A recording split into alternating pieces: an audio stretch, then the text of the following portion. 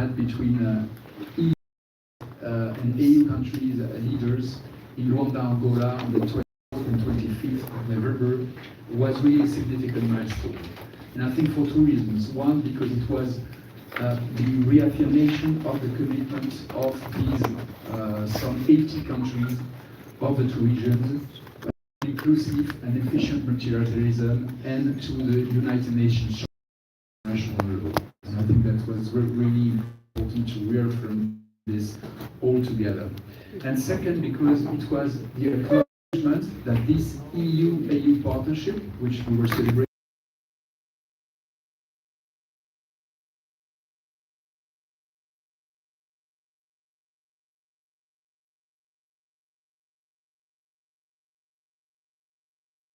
and we reminded also, everybody reminded that the EU remains Africa's first trade and investment partner. Sometimes we don't have this in mind, and I think it's important to recall. As you know, His Excellency President Bola Ahmed Tinubu intended to go, but he had to stay in Nigeria for the reasons we all know. We understood, everybody understood very well. And he was very ably represented by His Excellency Vice President Kashim Shettima, who is also a great friend of the EU. So we were very glad to have him at this summit in Rwanda. Now, I think it's important to stress, and I think that what came out of the summit, that the EU does things differently from other governments. We found long-term, top-quality and sustainable projects. We found projects that are comprehensive and transformative. We don't just build an infrastructure and go, we also provide capacity building, technical assistance, regulatory improvements, and also finding to strategy local value chains. Because we don't go and take raw materials out of the country, but we try really to respond to the interests of African countries to build local value chains. And we are respectful of our partners' sovereignty to avoid any dependency, and we are also very careful not to fall together into the trap of excessive indebtedness, which is what we unfortunately see now with other partners of Africa. So in a few words, I think Team Europe came up in the summit as a reliable and fair partner for Africa, and I think it was very much acknowledged, as was reflected by the statements that all leaders adopted during the summit. And of course, Nigeria, as the most populous country in Africa and one of its biggest economies, is a key piece of this EU-AU partnership, and this partnership is also reflected here in Nigeria and in West Africa, because we have, of course, a very strong partnership also with ECOWAS. So coming now specifically to the EU-Nigeria partnership, first, I think perhaps it's important to stress the vision that we have of Nigeria as a partner. And this vision is based on many assessments, many exchanges we have with all kinds of stakeholders in Nigeria all together, and also many field visits. Myself, in less than 1 year, I have been in 16 different states, soon it will be 17. From the 6 geopolitical zones in the country. Some of these visits actually we made jointly with my member states colleagues, like in Sokoto last May. And my team at the EU delegation has covered almost all the rest of the states this year, and my colleagues also have done individual visits. So we have really, I think, quite a global picture of what is, of course, a very complex and fascinating country, Nigeria. And it is important to have a holistic and balanced vision of Nigeria with its assets and its liabilities. It's a country facing serious, complex, and interlinked challenges, but at the same time, it's also a country with a great potential and some very positive trends. As far as challenges are concerned, to name just a few, for the spotlight has been very much lately on insecurity, for good reasons. But there are other challenges like poverty, like social inequalities, who have been insisting very much on the need to urgently tackle with humanitarian and life-saving assistance the malnutrition crisis, affecting particularly hundreds of thousands of children in the northwest and northeast. But we also see successful trends and promising developments on the macroeconomic front, for instance, in the digital sector, to mention just one example, and with an incredible entrepreneurial spirit that we can see all across Nigeria. And the federal government and many state governments that we have met are very much trying to encourage this and to build upon this entrepreneurial spirit, in particular to accelerate growth and sustainable development for all. Now, on the EU-Nigeria partnership itself, in a nutshell, I would say it is second to none and equal to none. It is a partnership like the one with the EU, a partnership that delivers for Nigeria and its people, and which is acknowledged by our Nigerian interlocutors. Since I presented my credentials to Mr. President in January, I've met some more than 20 ministers of the federal government, and of course, in every state I've been to, almost all the executive governor, and we have met also several times with the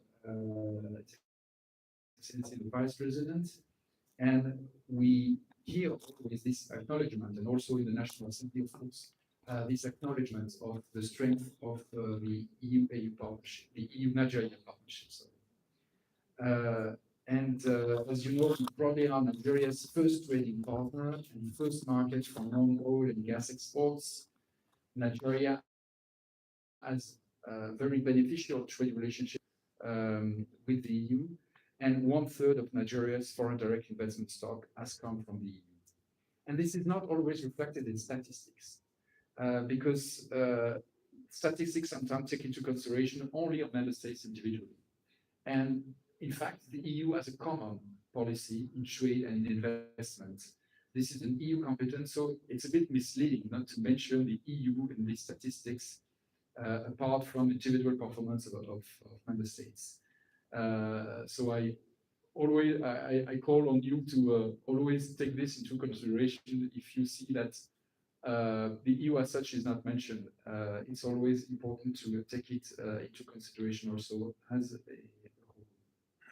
we held this year the first EU-Nigeria trade and investment dialogue. This was an important milestone because we see there are still barriers in our trade and investment relationship, and there is still an untapped potential that we want to explore. And both parties decided to set up dedicated working groups to address this. So we hope very much to advance on this. Our Team Europe cooperation is also second to none. In particular, like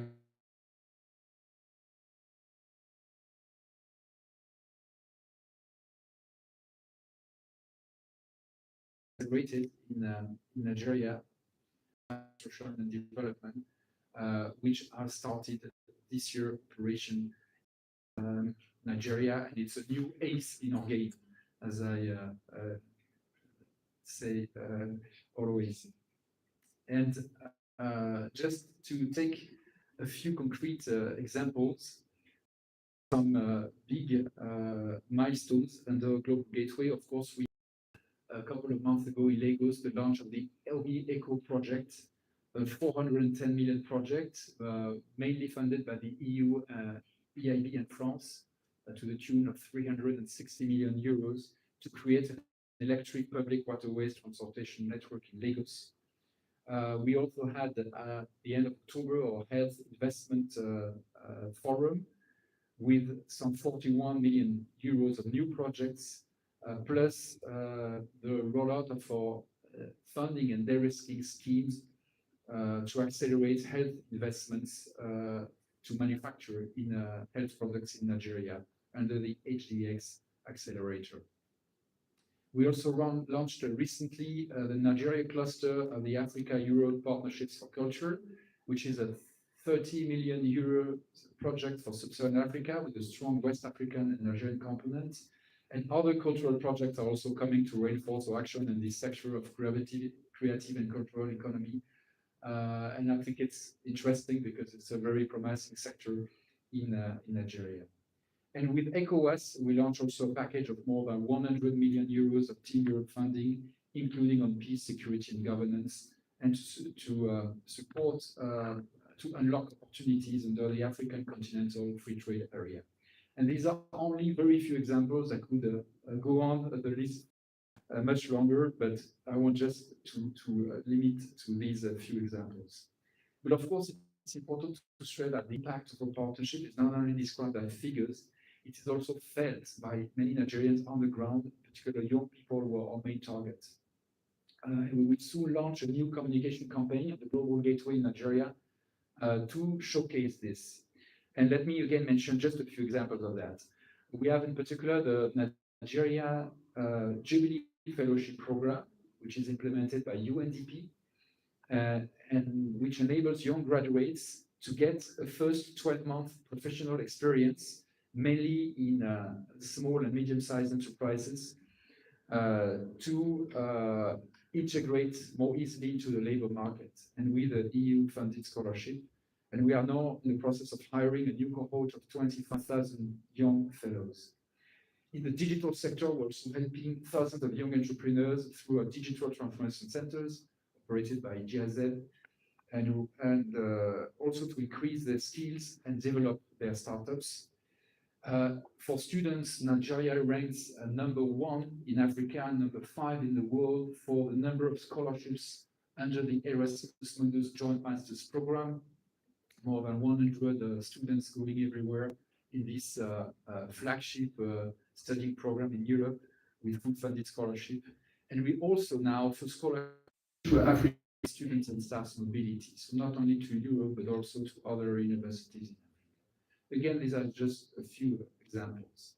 Of course, democracy, rule of law, and human rights remain a backbone of our partnership. We had the EU election follow-up, observation follow-up mission, which came recently to Nigeria, and some of its main recommendations, including electoral reforms, are still before the National Assembly, and we hope for a successful outcome very soon, including on the special seats for women bill. As you know, the EU is also actively supporting Nigeria's fight against insecurity. We are also funding peace-building initiatives across the country, and because protecting populations, all populations, particularly minorities and IDPs, is of course essential. This is what we've done in particular after the Yelwata killing in Benue State back in June. And in the north, we have also launched a package of projects of some 300 million euros of Europe funding to address not only security, but also root causes of it. And of course, on the humanitarian front, the EU stands with the population affected by a crisis, in particular children and women in the northwest and northeast. And while the EU may not fill the vacuum left by those who have withdrawn, Nigeria can count on us as its reliable partners for all times. And this year alone, we have again committed nearly 50 million euros in EU humanitarian assistance to address the problem of malnutrition, and many of the member states have also complemented this.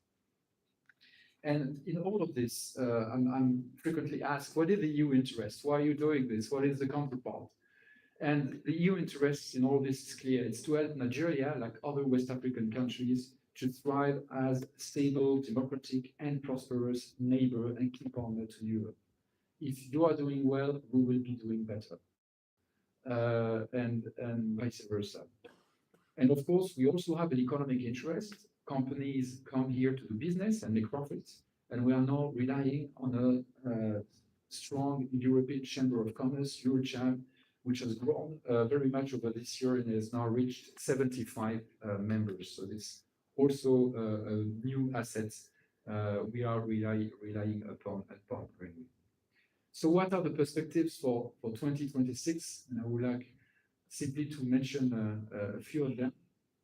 First, we intend to hold our EU-Nigeria ministerial meeting to advance on our relationship across the board. We don't have a date set yet for this ministerial meeting, but we hope to have it in the first half of 2026.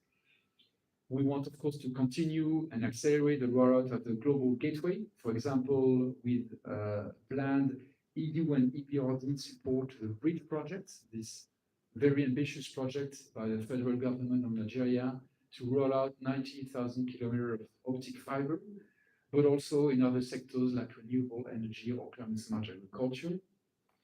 I want also to mention, in relation to the 16-day campaign of gender-based violence, we're just in the middle of it, the launch next year of a 18 million euros project on against sexual and gender-based violence with our partner International IDEA, which will include also a component on this year's theme of the campaign, which is technology facilitated sex and gender-based violence.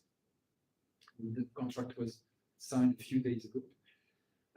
We intend to enhance our support in peace, security, and defense with a specific dialogue, also first in this sector, to be held early 2026, which might unlock new funding, in particular under the European Peace Facility for Nigeria. We also want to negotiate a science, technology, and innovation agreement between the EU and Nigeria. And a few days ago, the EU member states in Brussels approved the negotiating mandate presented by the European Commission. And we know that Nigeria is also ready on its side. So we hope very much to launch this negotiation early next year. We also want to advance towards a comprehensive partnership on migration and mobility, also with new funding on the EU side, and hopefully with the signature of the readmission agreement we've been negotiating for some time. And finally, we also plan to organize a business forum to foster trade and investment in articulation with a global gateway strategy and in partnership with Eurochat. So voilà, it's a lot, but it's very few, in fact, in comparison to everything that we are doing with and in Nigeria. But I want to stop here and leave room for questions. And of course, I will rely also very much on my colleagues if they want to jump in this debate, or if they want even now to complement on any issue to do that. Questions?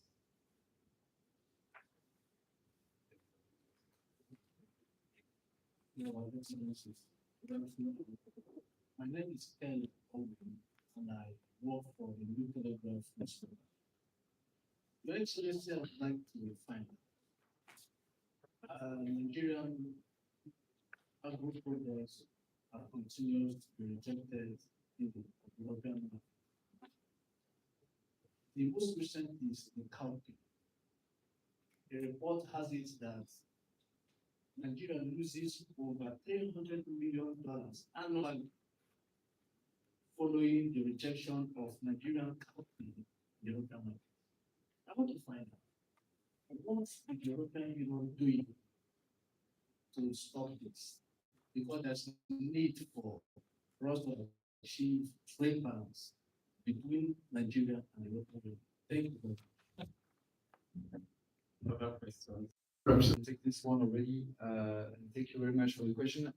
The truth is that I don't know exactly the specific case you are raising, but this is something, first of all, which will not affect all of Nigerian agricultural products. Take cocoa, for instance, which is a sector value chain that we are supporting very much currently, also to adjust to the future EU deforestation regulation and for the sector to be fit for the implementation of this regulation, which has been postponed by another year until 2027. The European Union is the first destination for cocoa exports from Nigeria. So it's not something which is banning all agricultural exports. It's rather a few cases that indeed exist, like the case of beans also that have been raised to us. So normally, what is the problem? The problem is the problem of standards, of meeting standards in of Nigeria having a certification system up to European standards. So this is something that is possible to address case by case. And what Nigeria must do, and we can also help, is to upgrade its certification scheme to make sure that these exports are meeting sanitary, phytosanitary standards which are, as you know, very high and apply also to European production, of course, or imports from all over the world.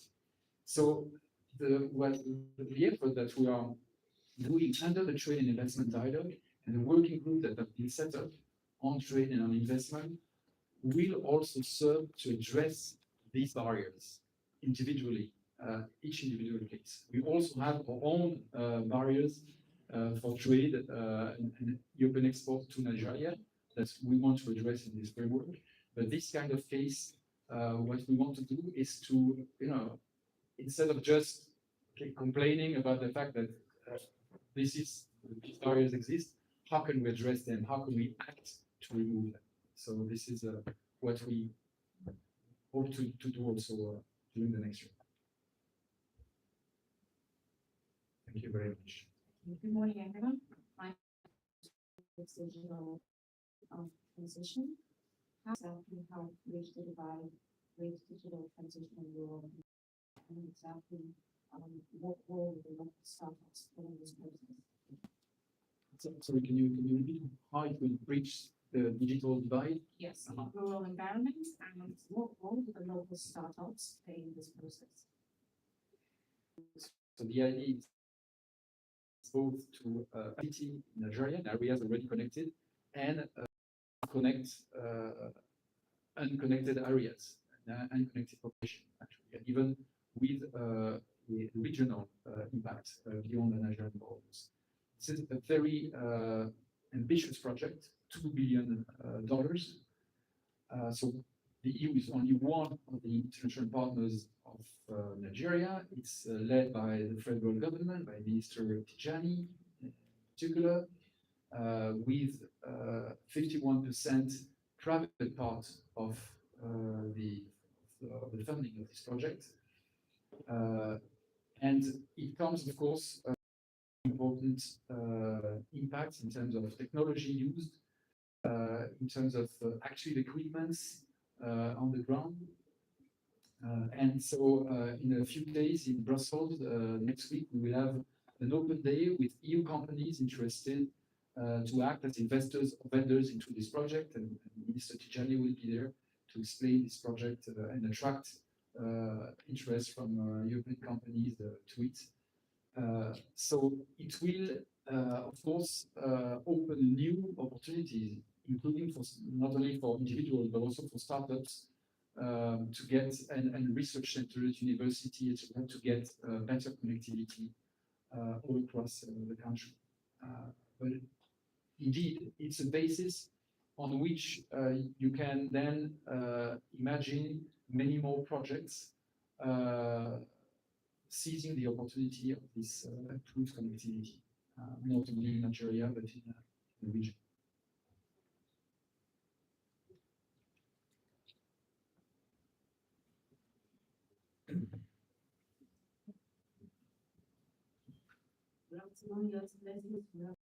What is the long-term EU vision for regional struggle in Africa and the system? Long-term vision for Nigeria's role in Africa and the global governance system. the global governance system in Nigeria or in Africa? Or both, let's say. Nigeria's role in Africa. Yeah. The global governance system. Okay. Again, our colleagues feel free to jump in if you want. Mark, you want to take this one? I allow myself to take the floor 1 second because I think your question is key. As it regards the role, the influence, the impact of Nigeria as an hegemon, as a power in the region, in the continent, in the world. It is clear that, crystal clear that your authorities for years now are really fighting hard to get Nigeria better recognized as a power, to shape the world in a different manner. As France, and I speak for my country, we are constantly supportive of that. Our presidents speak regularly, our ministers speak regularly, and France is extremely supportive of Nigeria as a global player in all forums, and we have many occasions to support your candidatures in international forums. And I think one of the key points will be probably the reform of the Security Council of the United Nations, where the constant line of my country is that Africa should have 2 seats for permanent members in a new Security Council. And Nigeria has a clear legitimacy to pretend to be one of the two. But as you know, it's up to the African countries to make the decision. Thank you. Yes, I think, of course, Nigeria is a key actor in Africa, and in each country you need some more advanced countries to drag the rest of the continent. And we see that Nigeria has a natural vocation to do this in West Africa, but also in the whole continent. And so, for instance, we were mentioning the digital sector. It's probably the most important hub, digital hub in Africa nowadays. And it's very important, again, to advance, help the rest of the region and the continent advance on this path. And as far as governance is concerned, we are strong supporters of democracy, and many African countries are democracies, perfect democracies. There aren't any perfect democracy in Europe either, but we think that it's also very important to strengthen democratic governance in the continent, because it's also responding to the expectations, in particular of young generations. And we can see we have seen recently cases of protests, in particular the Generation Z in several countries. And so it's important for governments to respond to these democratic expectations and not wait until protests start to do that.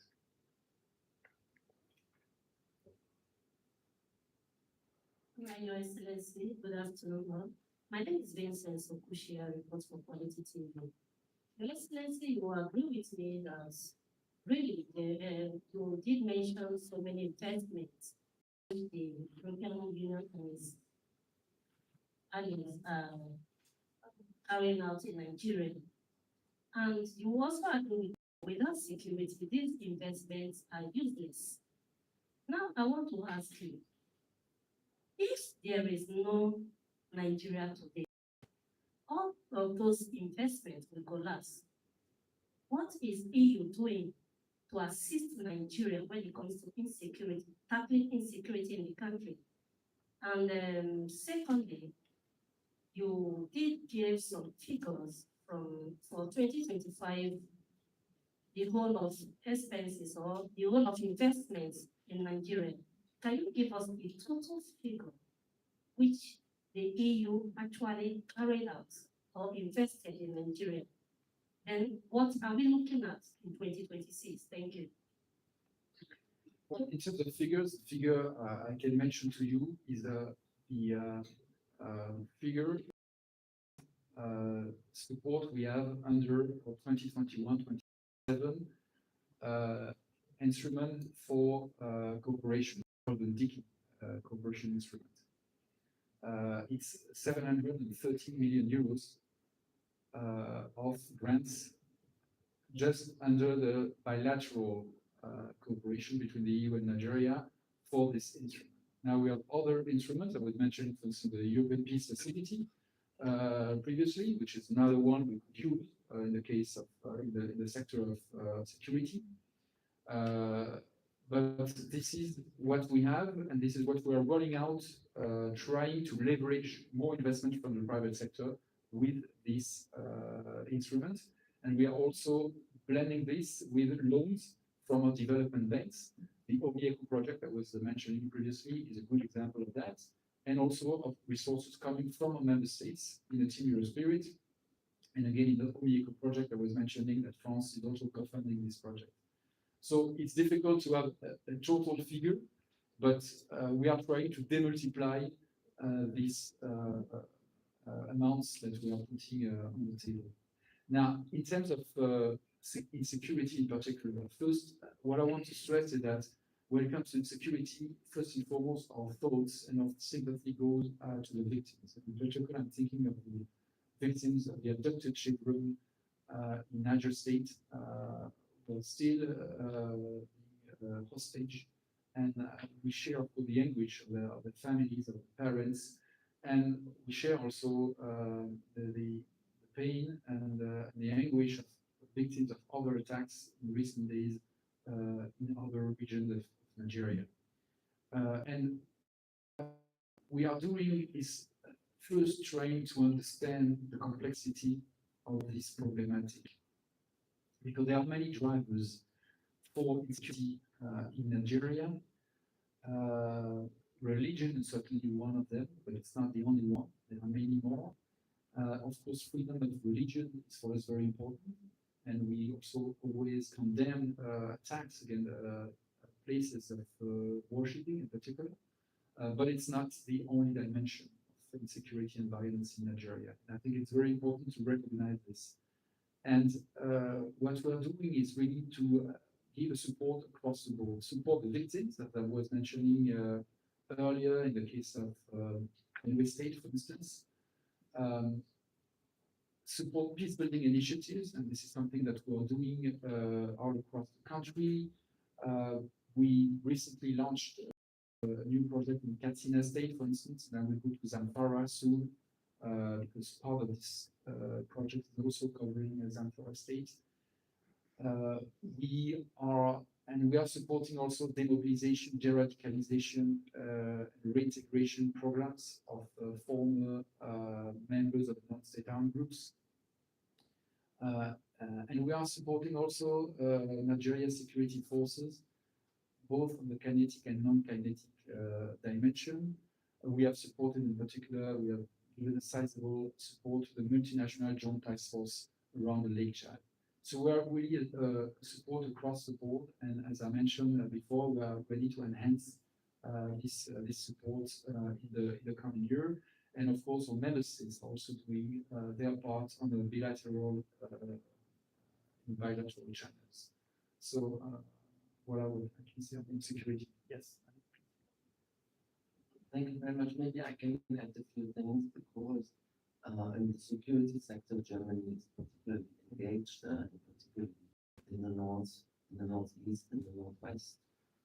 There is something that's called the Regional Stabilization Facility for the Lake Chad region, where Germany, as the biggest donor, has contributed over the last few years more than 120 million euro, and about 100 million euro of that money is utilized for stabilization measures in northeast Nigeria, in the Bay States, and we have just started a new stabilization facility, a prevention facility, rather, it's called prevention facility for the northwest, where we use the money to go exactly as the ambassador said, to address the drivers of insecurity, which is socioeconomic problems, which is inter-community conflicts, which is lack of access to resources or to markets or to livelihoods.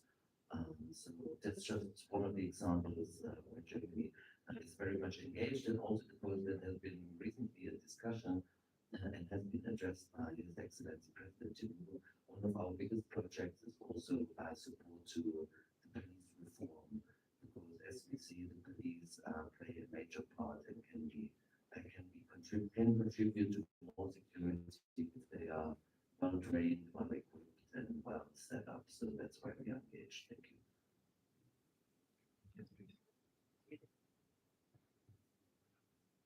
Thank you. I also wanted to contribute with some speech perspectives and to emphasize also the quite vast humanitarian support that we also provide. Sweden is one of the larger humanitarian donors in Nigeria, and I having exactly, but it's quite a large number. It's been 4 years. Bilateral humanitarian donor in the country with focus on northern Nigeria and with a particular emphasis on malnutrition. If you're interested in the figures, I can find them for you and we can speak more about this during the lunch. We have more questions? Maybe we have any close-out. Yes, thanks. Okay. Good morning, Excellencies. My name is Amma Marcus, diplomatic correspondent for ADNC. I have 3 questions. how would you describe the trajectory of EU-Nigeria relations in 2025? Because this is particularly in light of changing geopolitical and economic priorities. A second question, what are EU's top priorities and strategic priorities in Nigeria moving into 2026? And my third question, following recent electoral reform and democratic conversations across Africa, how is the EU supporting credible election processes in Nigeria and beyond election observation missions? This is in line with the recent coup that just took place in Guinea-Bissau. Okay, it's just a follow-up. My name is Sandra Chukwu, Radio Nigeria Metroplay. So what new commitments or programs is the EU introducing to support democratic institutions, electoral reforms, and good governance in Nigeria ahead of future elections? Thank you. Take one more before we. Is a follow-up to I am Princess AP, chair of the Anambra Casting Service. Actually, mine is a follow-up to what Gemma said. So I wanted to find out why is the EU humanitarian assistance focused in the north?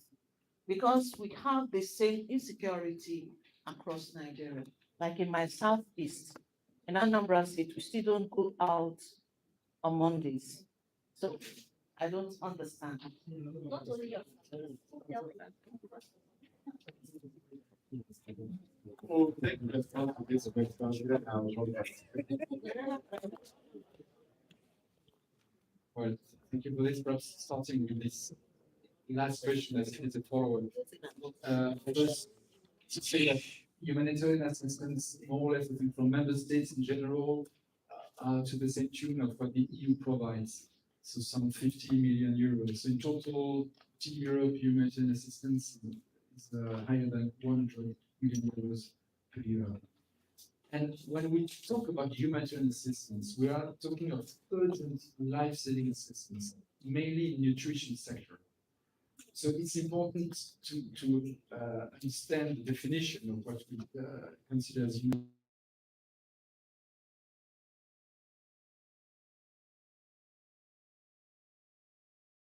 This is something which is agreed among all humanitarian partners and also in consultation with the federal government. Now, we do intervene in other regions, but with other kinds of instruments, not humanitarian as such. And for instance, when we talk about peace building projects, I was mentioning Katsina and far before, but I also went to the Niger Delta a couple of months ago. We also have a project there. So it's not like we only focus on the north to help people and develop livelihood, because it's also what these projects are about. And certainly my colleagues are also examples of that.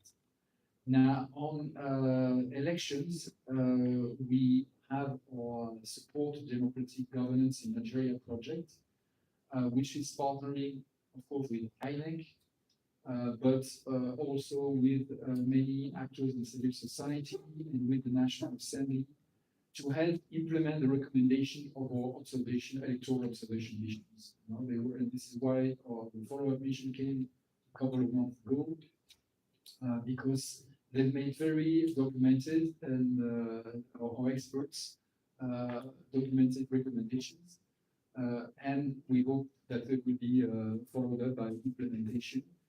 And of course, we will continue this effort because we know that this is a long-term. Nigeria must, in particular, well, be more inclusive in the representation of women in the National Assembly, and also the collation of results, gathering results of different voting units in every election. I think is also a very important challenge to increase trust in election results. And we are preparing a new phase of our support to democracy and elections in Nigeria.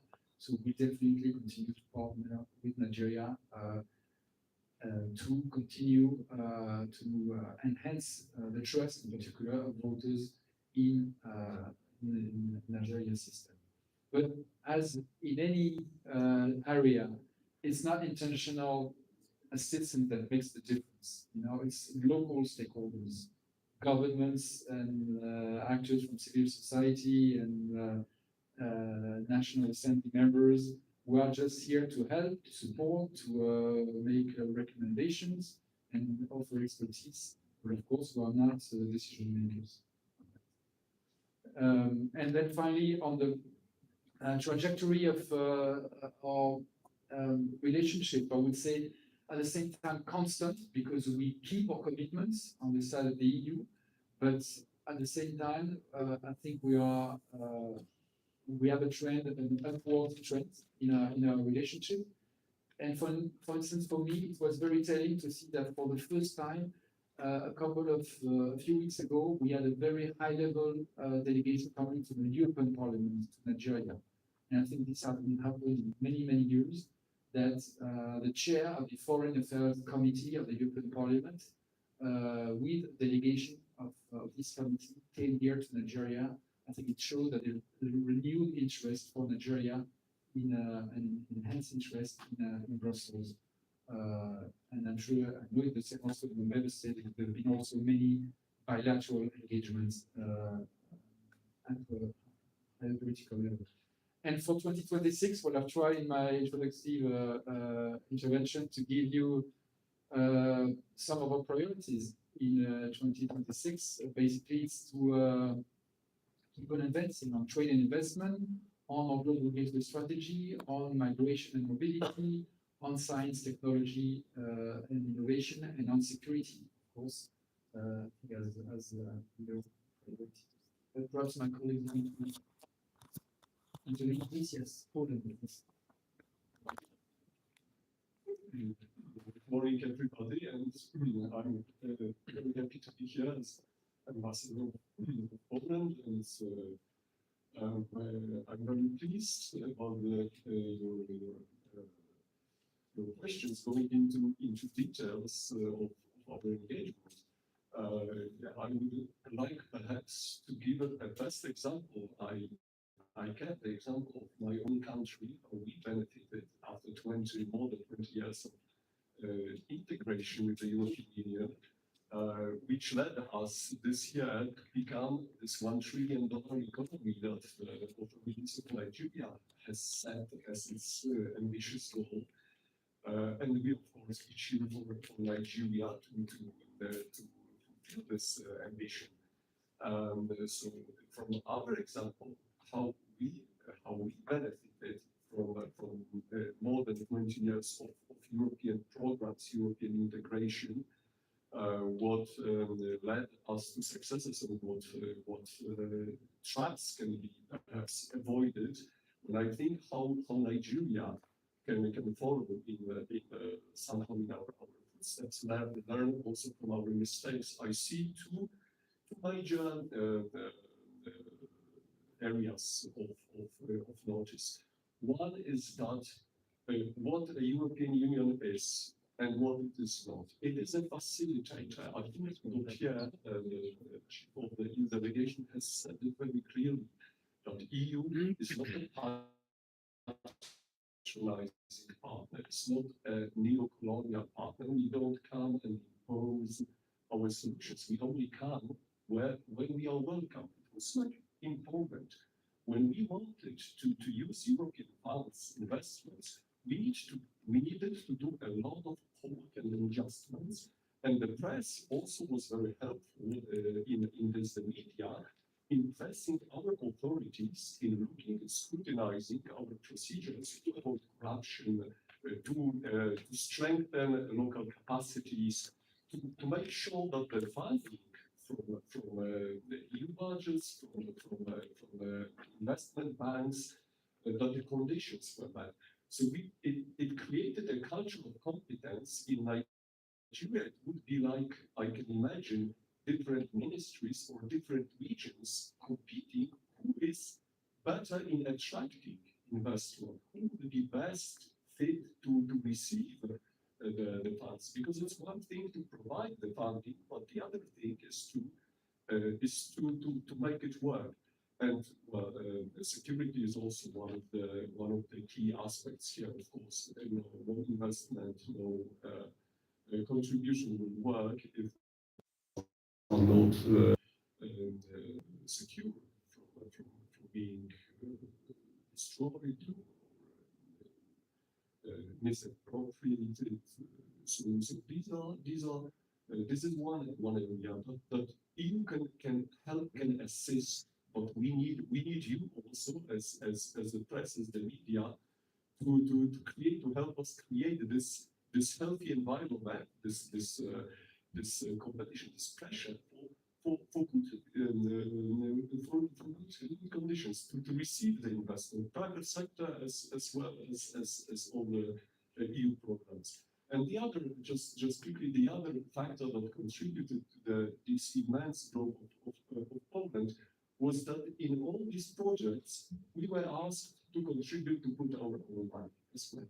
So it's when you have your skin in the game, you make sure that this also you are more engaged. If somebody comes, if there is an expectation that someone solves the problem, then perhaps you're not engaged that much. You don't monitor it because it's not your loss. If it works, it's good. If it doesn't work, maybe it's not that bad.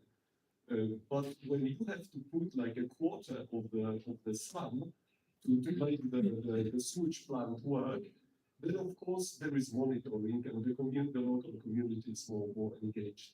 So in case of Poland, it worked marvelously, but we were not given donations. We were expected to contribute as well, and the media, the press was very helpful in making sure that these taxpayers' money were not wasted.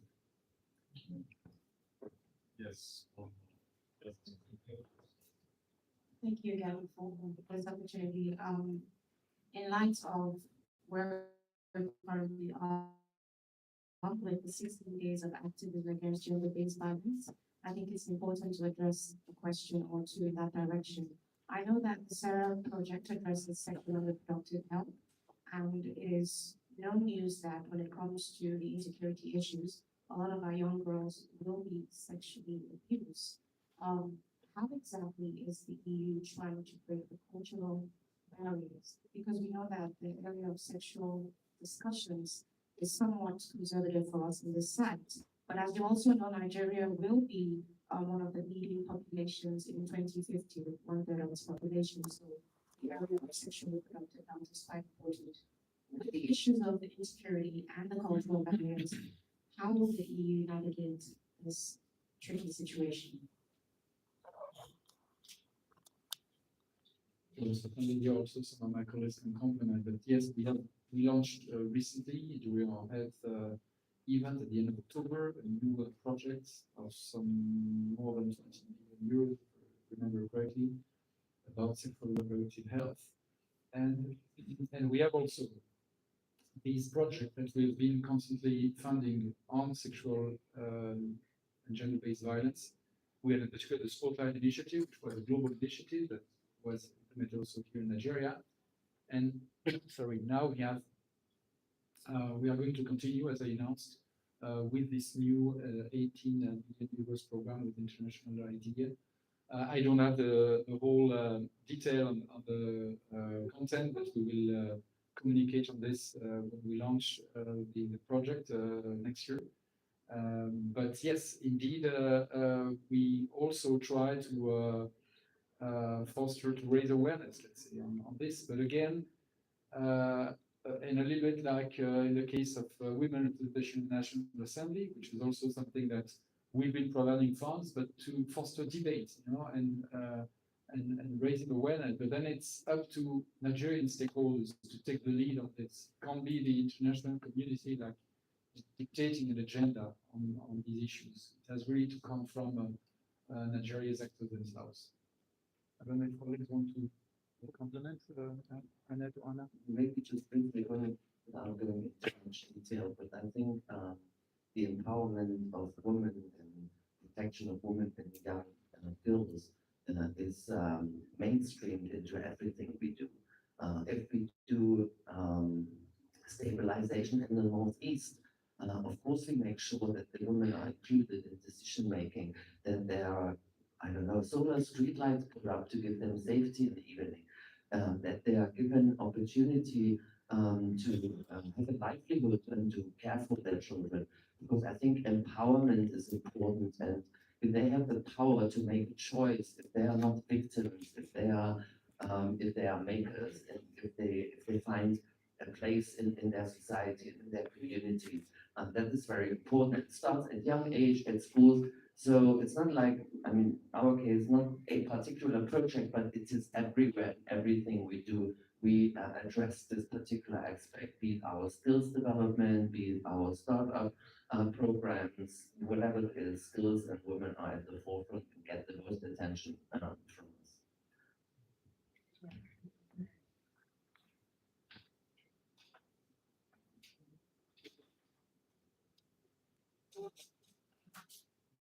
And Sweden works exactly the same way. We integrate gender perspective on everything we do, whether that's business promotion or humanitarian assistance or cultural exchange, whatever it is. We always have a gender perspective on things. Sometimes that is, and quite often that is to target women, to empower women politically or economically, girls and women, but not always, because gender equality is not about women, it's about people. And when we talk about gender-based violence, sexually gender-based violence, obviously we need to talk about how women can protect themselves. But we also need to talk about why they need to protect themselves. The responsibility here is not on the women. The responsibility is on the men. Men are the perpetrators. And so when you want to address SP, sexual and gender-based violence, you need to work with men, not just with women. So men's responsibility here cannot be, overemphasized.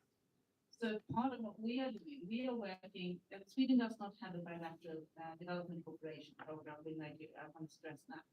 But we do development cooperation through our development agency, through the global and regional programs, thematic programs that we have.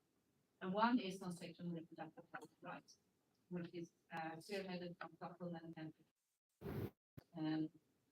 and we have a long-standing cooperation with the Clinton Health Access Initiative, for instance. I think it's been looking at Fredrik, but we're talking decades involved there. But we also have a quite recent cooperation with a local Nigerian organization. Let me see if I can get this right. ASFIO, sorry, ASFIO. It's a lot of letters that Fredrik will be able